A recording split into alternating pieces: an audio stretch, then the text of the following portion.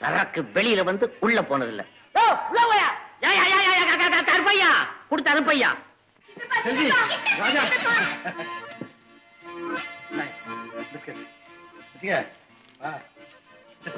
ஆமா, நல்லா படிச்சீங்களா இன்னைக்கு?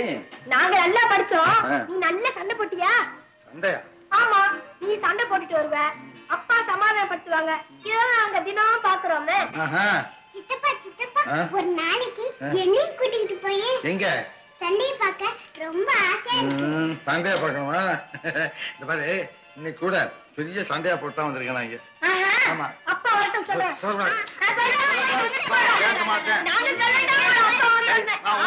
வந்திருக்கிற பிள்ளைய போய் ஏன் இப்படி தொந்தரவு பண்ணிட்டு இருக்கீங்க?